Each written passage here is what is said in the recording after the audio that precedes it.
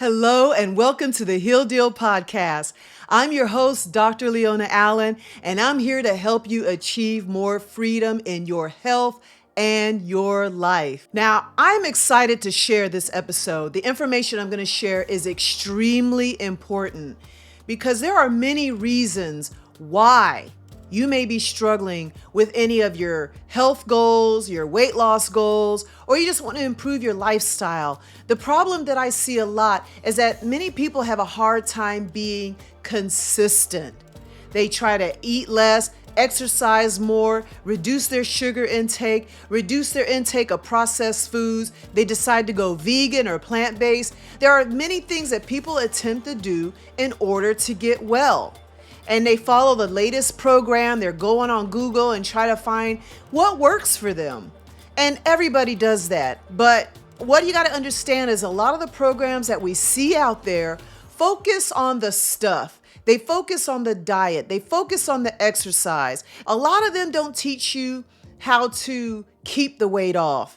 They focus on quick weight loss, but not necessarily healthy weight loss and lifestyles so that not only do you lose the weight, but keep it off. So today I'm going to talk about hunger. Because what happens in a lot of programs is that a lot of us tend to fall off or get discouraged because of those sensations of hunger.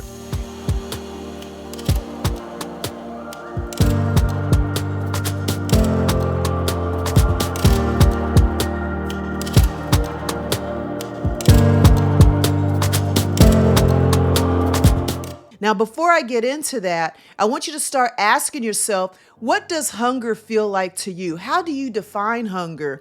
Because you're going to realize that what you think is hunger isn't really hunger.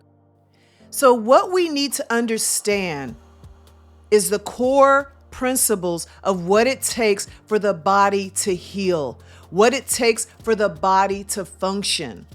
So not only do we need to understand what the body needs to lose weight, we need to understand how to keep it off, and even better yet, not gain it in the first place.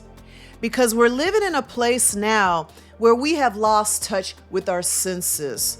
We have lost touch with what food is and how it reacts to the body. We live many, many years abusing our bodies, either knowingly or unknowingly. And then we get in our 40s and 50s and wonder how we got this way. After we're dealing with obesity and chronic illnesses such as diabetes, high blood pressure, and even cancer. But don't understand that it was from years of bad education and bad habits. Because understand, if you learn the wrong way, you're going to follow the wrong way. What I find the most empowering is understanding the anatomy and physiology of our body. What it takes to heal, what it takes to rejuvenate, what it takes to become stronger and more resilient. And also, more importantly, is understanding the signals that our bodies give us. Because now we're living in a society where signals are ignored or suppressed by either medications or surgery. We have lost touch with nature. We have lost touch with our senses. And what happens if we don't understand our senses, if we don't understand those signals, or if we are misinterpreting them or ignoring them or covering them up, they can cause a lot more harm than good. And you can go ahead and bounce around from program to program, but at the end of the day, you don't understand what your body is telling you, most of those things will fail. So we need to focus more on understanding how our bodies function, understanding the language that our body tells us. Then we can make those choices that will allow our bodies to recover and heal. Now, there are many factors that contribute to why you may be unable to stick to a weight loss plan. But sugar cravings, feelings of food deprivation, and increased hunger are at the top of the list. But by the end of today's episode, you will understand your senses, especially when it comes to distinguishing the difference between hunger, cravings, or appetite in order to achieve better health and successful weight loss. So before I get into the meat of this presentation, I got to give you a little bit of anatomy and physiology, not too much, I promise, but I want you to get a general understanding of what is going on in our bodies. The Journey to Healing Food Shopping Guide is your resource to making healthier food choices next time you go to the grocery store. Grab your copy today at healthyshoppinghabits.com. Healing starts in the kitchen. Begin your journey to healing today. Go to healthyshoppinghabits.com. Once again, that's healthyshoppinghabits.com. Okay, because as I mentioned before, we have become so disconnected to our natural cues. So I'm discussing the natural cues in our body, such as thirst, such as being tired, and also being hungry. When we're thirsty, we get something to drink. When we're tired, we go to sleep. And when we're hungry, we eat. But as I said before, sometimes we are misunderstanding our cues and taking the wrong action. So let me just quickly give you a brief overview of our five senses. Now, many of us are aware of sight, hearing, smell, taste, and touch. They're visible to us. They feed the flesh, so to speak. These are the things that we can actually experience. But not all receptors give rise to direct sensory awareness. For example, there are receptors in your circulatory system that function largely in reflexes that adjust blood pressure or heart rate without you ever knowing about it.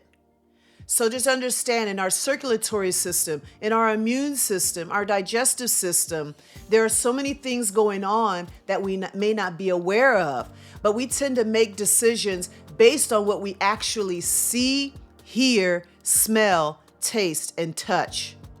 Now, the reason why we have these senses is so we can be aware of our environment. They are there to make us aware of any potential danger and make decisions based on that. We become so out of touch of our senses that we're more likely to walk into danger instead of walk away from it. We are making bad choices instead of making better choices, because we live in a society where we tend to make every symptom or sensation we feel negative.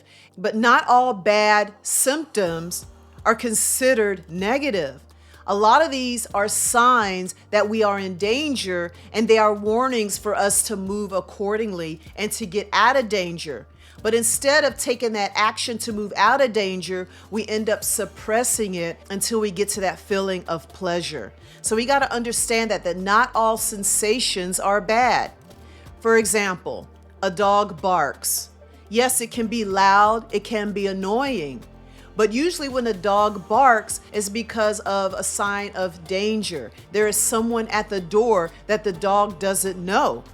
So what do? Do you shut the dog up? Do you give it a tranquilizer so it doesn't bark anymore and then the intruder can enter the house? No, of course not. Barking is normal. So the dog is barking because it senses imminent danger. So what we got to do is act upon it. So what do? You see what the dog is looking at.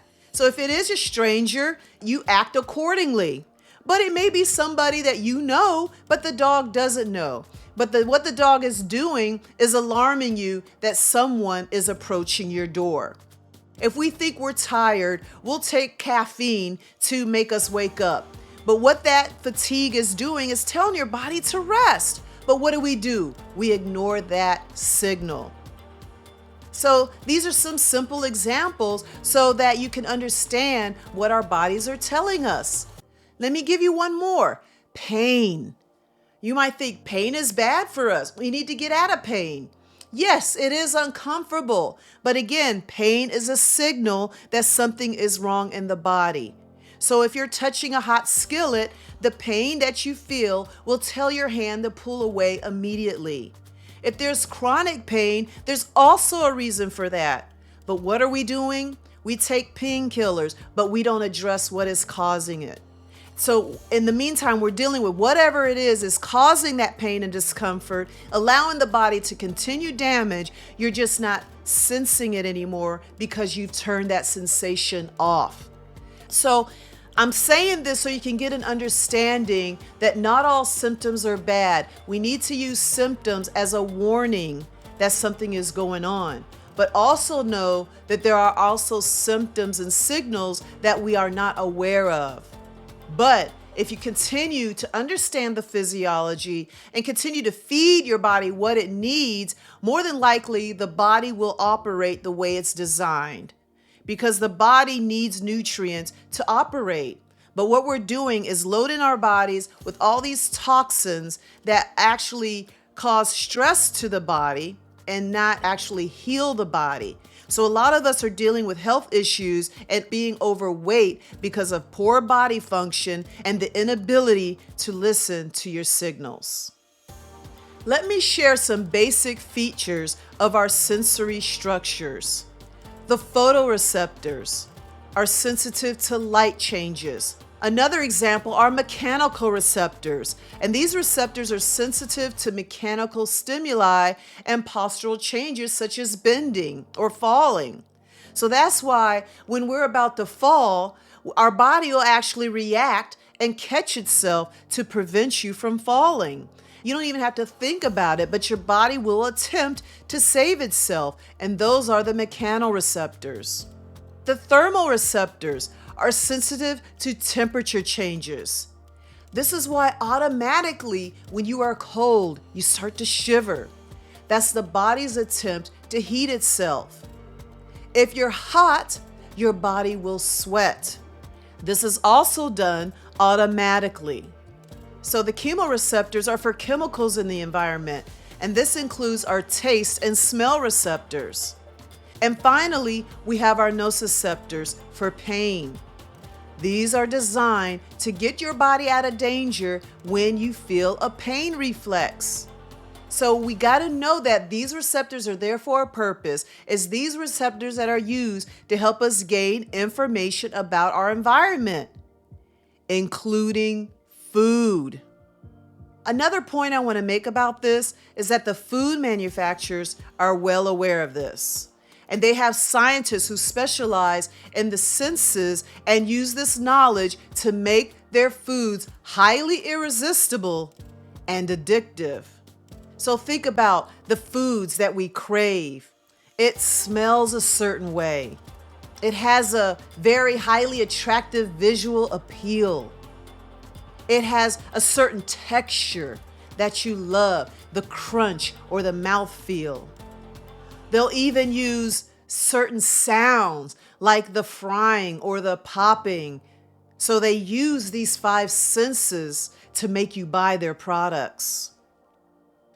And before you know it, we're no longer eating for health, but for pleasure and for the relief of physical or emotional discomfort. We've become disconnected to our signals. We become disconnected to whether or not we're hungry and our natural sensations that will drive us to eat real food. Even when you look in the dictionary today, it will say it's a sense of distress or discomfort in the stomach. Now, this definition is very misleading. So we are known to understand hunger as a sense of a very intense craving. And we also associate hunger as a sense of distress or discomfort in the stomach, known as hunger pains. We also associate hunger as a sense of weakness, fatigue, or headaches. And we may even identify hunger as that growling in our stomach. We feel that if our stomach is making some noise, it's time to eat. And we can also associate hunger with any kind of emotional discomfort, such as being hangry or restless. We've also been told that hunger is abnormal and we must avoid it at all costs. But what if I told you that hunger is normal? Yes, it's just as normal as a dog barking. It's just as normal as feeling thirsty or tired and other sensations to make our body's needs known. When you're thirsty, you drink. When you're tired, you sleep. When you're hungry, you eat. So we have to redefine our definition of hunger and understand that it's not a symptom of disease, but simply the body's call for food. When we are truly hungry, it's the senses in our mouth and our nose that become heightened and activated. Because remember, as I said before, the chemoreceptors that are present in our bodies, the smell receptors or the olfactory receptors, they're embedded in the lining of the nasal cavities. And we also have the taste or gustatory receptors, which are the taste buds of the tongue. So when we're truly hungry, those receptors become extremely heightened and we start to naturally search for food, real food. And just understand that with true hunger, there is no discomfort. There is no pain in the gut. There's no heavy growling. There's no weakness and there's no headache. There's also no emotional changes or hunger pains. It's just the body's desire for food. You are going to want healthy choices of proteins, carbs, fats. You're going to search for foods high in vitamins and minerals. And also, with true hunger, there's no compulsion or intensity. You can easily wait for your food with no discomfort. With false hunger, all you tend to be doing is relieving your feelings of discomfort. You might just realize you just want to chew on something. You might just be feeling bored or stressed. You just want something that will give you pleasure, something that will stimulate your taste buds. But you're not really looking for that food that's going to actually nourish your body. So you got to start to consider these things and understand that a lot of these sensations is a false desire for food that has been mistaken for hunger.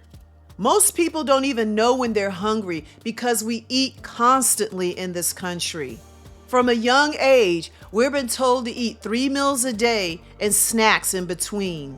We are trained to eat by the clock, breakfast by 8, lunch by noon, and dinner by 6, with the snack probably at about 10 o'clock and 2 o'clock, and maybe even a snack before you go to bed.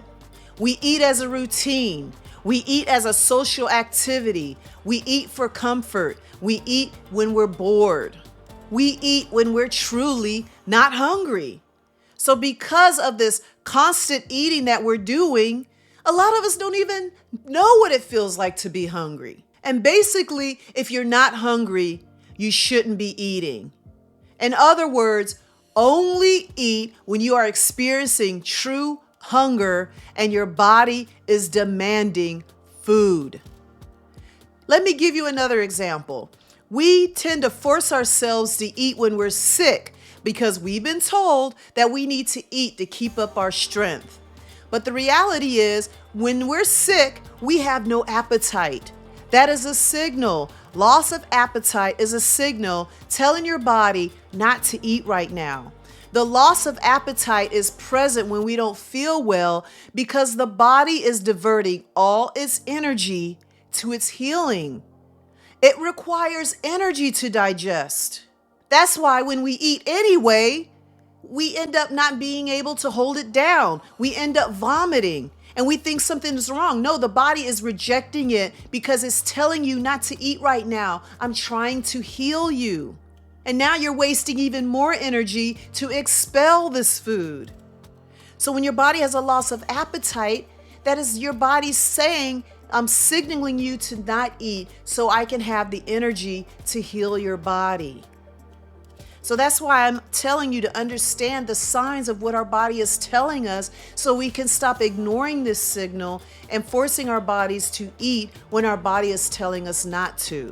I know that it's easier said than done, especially when our lives revolve around food, especially when we've been told the complete opposite for most of our lives. We've been told that breakfast is the most important meal of the day. We've been told to not skip meals, and we've been told to eat when we're sick.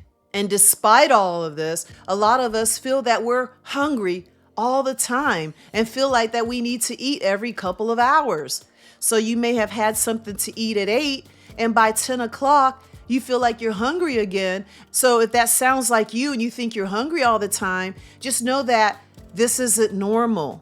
So when people are quote unquote always hungry, they are displaying symptoms of an underlying problem, such as low blood sugar, or maybe even experiencing psychological withdrawal, because a lot of the foods that we eat are highly addictive. And after not eating it for several hours, you may be suffering from withdrawal symptoms. Personal experience. Back when I was in my early 20s, I felt like I had to eat all the time. I had to eat constantly, but what I found out was I was eating a lot of sugars and carbs in my diet, and every couple hours my sugars would drop. I was dealing with low blood sugar or hypoglycemia, and I would just have to eat something else that was high in sugar or carbs to get my energies up, just for a few hours later to feel that same sensation again. So I thought this was normal. I just felt like maybe I just had a high metabolism and I had to eat frequently. But then now that I know what I know, looking back, I realized, man, I was dealing with low blood sugar. I didn't know that at the time. And some of you may not know that either. But I'm sharing this with you now so you can understand why you feel like you have to eat constantly. So now that I know what I know and I actually healed my body, I don't get those ups and downs in glucose anymore. Now, when I eat real food, food that actually heals, I can go hours, even days without eating. And in that process, I don't feel weak. I don't feel headaches. I don't feel pain. Pretty much now, I'll eat maybe one large meal a day and maybe one small meal based on what my body tells me. So I know how to listen to those cues. And also now when I eat, it's highly specific. Like, for example, one day I didn't feel like eating much. I woke up and my body wanted beet juice. So what I did is I went to my farmer's market, I got some beets and I got some ginger and I got a couple of small apples and made beet juice. And then I felt fine and I don't think I ate again for the rest of the day. Did I feel weak? No, I felt great. I got a lot done. I had a lot of energy. But because I know the sensations and the signals in my body and I understand them, I follow them. So if there's days I don't feel like eating, I don't eat. If there's days when my body is desiring for protein, I know what that feels like. If I have days when my body just wants to fast for a couple of days, I follow that. But some of us are eating so constantly and the food that you're eating is so toxic, you're realizing that a lot of the sensations are sensations of your body trying to get rid of toxins. They are sensations of irritability and you're using food to comfort that discomfort. Because you're so used to eating all the time, you don't know what it feels like not to eat and you're mistaking all that discomfort for hunger, when it's actually your body crying for help. Because remember, pain, when you start to feel that gnawing or that pain or discomfort in your stomach, it is a signal that your body needs something, but it's usually not food. It's the body dealing with the stress of going through the digestion process, because a lot of us carry a lot of undigested food in our colons. For example, when you're overweight, people don't realize you may be carrying about 20 to 30 pounds of undigested food in your colon and you think you're hungry and all you're doing is piling that food up. So what we got to do is understand these signals so we can start taking the right action, start to heal our bodies and start to complete the digestive process before we keep adding more and more food into our bodies. So as you become healthy, you're going to find that there is no constant need for food. It's about getting the nutrients we need so our body can function. So if I can get all the nutrients I need in one meal that's required, I'd rather do that than eating all these toxic, nutrition deficient foods all day long, including our snacks and beverages, because that's what many of you are doing. You're eating all these nutrient deficient foods throughout the day, and then you're experiencing discomfort because you feel that you are hungry. So as you understand your body and as you start to explore potential fasting and intermittent fasting, you'll understand that these hunger sensations do go away. So if this pain and discomfort is a sign of hunger, then why do they tend to go away after fasting for a couple of days? But the thing is, people don't experience that because they don't give the body time to heal. So fasting is a powerful way to heal, but a lot of people cannot do that successfully because of their false sensations of hunger. And what I want you to do is help you differentiate between real and false hunger. Now, this is the time for you to start doing some self-reflection. So the next time you start to experience hunger, or what you define as hunger, think about your last meal. How long ago did you eat that meal? What did you eat? Would you say that it was very healthy and nutritious and balanced? Meaning it was a meal with healthy fats, protein, and healthy carbs and fiber, and rich in vitamins and minerals, and plenty of water? Or was it fast food or processed food or something very high in sugar? All right, you got to ask these questions, because a lot of us just jump into eating more toxic foods without realizing that it was the previous toxic meal that they had that's causing their situation in the first place. And what you do is, to solve that problem, you'll eat more of the same food, which is the actual problem. Also, as you start to think that you're hungry or you're feeling those sensations of hunger, how do you feel besides the growling in the stomach or some of that discomfort that you feel? Do you feel shaky? Do you feel weak? Do you have a headache? Again, if the answer is yes, you're more than likely to be experiencing withdrawal. Because remember, hunger is a normal response, and it's not necessarily uncomfortable. Because what I'm finding is, the unhealthier the person, the more severe their sensations they identify as hunger. One of the ways I determine health in a person is how long they can go without food. Again, someone who can't go without food for more than a couple hours are generally more unhealthy than someone that can go 4 hours or more, or even a day without food. Because with true hunger, you are comfortable. With true hunger, there is no weakness. There's no headache. There's no hunger pangs. Another personal example, like I said before, I generally eat one large meal a day. So when I'm in the office, I generally start at about 9 a.m. and I work continuously until about 6. I do not take lunch breaks, but if I do have a break in the middle of the day, I do not eat. I may do some administrative work or return some phone calls or work on some content, but I do not take a lunch break to eat. And it's very liberating to do that, because I can be very flexible with my time. So again, a lot of us eat by the clock, and we feel that we should take a break between 12 and 2 for lunch, whether we're hungry or not. But I find that I'm not hungry at that time. And my clients will tell you, I'll be working, I'm moving, but I don't look weak. I don't have a headache. I'll have a big bottle of water with me that I'll sip on, and that's it. I'm able to work throughout the day without feeling any weakness. Do I feel occasional sensations of hunger? I absolutely do, but I'm comfortable and I'm able to finish my day, go home, prepare a meal, and eat. So that's what true hunger is. You have a desire for food and you're willing to wait another couple hours to get that food. So it's like I get to that point where I tell my body it's coming, and I'm able to hold out until I'm able to get to that food. I do not stop and get fast food. I do not eat a candy bar or anything like that.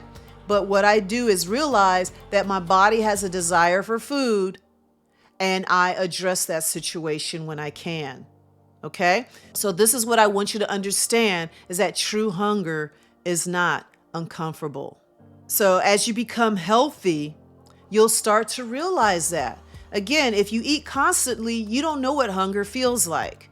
Most people in this country have never experienced true hunger. Also, a poorly nourished person rarely experiences true hunger. What they're experiencing is symptoms of physiological or emotional distress. I know I said a few things about fasting, but that's not something I coach people in right away. What I do is focus on the nutritional deficiencies. What I do is focus on getting the person healthy. And then what happens is that that person finds that they have no desire to eat. This is what I hear a lot. When people get healthy, a lot of my clients are like, I don't have a desire to eat anymore. And I say, good. But what happens is because they don't have that desire to eat, they think something's wrong now because they don't have a desire to eat and they feel like they should eat anyway. And I tell my clients, if you don't have that desire to eat, follow that cue. Don't eat. Go into that fast and just wait until you have that desire to eat. But sometimes we interfere with that sensation of having no desire to eat and we eat anyway because we think something is wrong because we've never experienced that. Because I know there's a lot of coaches out there that are talking about intermittent fasting and fasting. But what I also hope that they're doing is teaching you how to become healthy, how to make sure that you are addressing your nutritional deficiencies. Because sometimes if we go too quickly into a fast, and some people can get really sick doing that because the body is going to dump a lot of toxins. And that's why a lot of people that do fasting for the first time may experience some weakness or dizziness. It's not the fact that you've gone without food that is causing that. It's the fact that your body is dumping toxins and other things are going on that have been misunderstood for such a long period of time. So before you jump into some kind of fasting and you don't have any kind of professional supervision or guidance, I don't recommend fasting without any professional guidance, especially the first time, because you got to understand these cues first. Because people think that if they're fasting and they get a headache, that's their cue that it's time to eat. As someone that fasts continuously, I know when it's time to end a fast, when my body has a natural desire for food. I'm not feeling weak and tired. It's just when I do a fast, I remember when I did a 10-day water fast and I didn't know how long I was going to go. What I did was just continue to fast until my body had a desire for food. And that desire came after 10 days. So when you're going into these strategies, you have to learn how to listen to your body first, because you can do some harm and end up sabotaging your body's efforts to heal. A few takeaways before I close. What I did was define hunger. And what hunger is the cue your body gives you because it needs food. It's not a craving. It's not feeling weak. It's not that strong compulsive desire for food, but it's that cue that your body needs nutrients to keep functioning. But what we're finding is that we're using food to comfort us, either physically or emotionally. So what we need to do moving forward is start to practice self-awareness. And if you're dealing with some kind of discomfort, such as pain in the stomach, you need to get to that source of the irritation. Give your body time and a chance to understand what true hunger feels like. And only eat when you're hungry. And then when you do eat, make sure that it's natural food that can heal and restore your body. Because what you'll understand, and I find this amazing, is that when I get hungry, it's extremely specific. It's not something luxurious and fancy. It's usually very basic. My body wants food. Just as when I'm thirsty, my body wants water. Sometimes that desire is to make a fruit juice, and my body will tell me what kind of fruit juice to make. The body gives us cues to guide us. And the healthier you get, the more heightened your senses become. It's incredible. Your sense of smell becomes heightened. Your sense of touch, your sense of hearing, your sense of sight. It becomes so much stronger when your body is in a healthy state. Because what happens is as we become sicker, we become more disconnected to the world around us. We become more disconnected to nature and our environment around us. So this is why it's important to understand our sensations, especially that sensation of hunger. So we got to learn to eat to live and only eat when we are truly hungry. Well, that is it for today, and I will see you on the next episode. Let me know what you think. Be sure to follow and subscribe to this channel.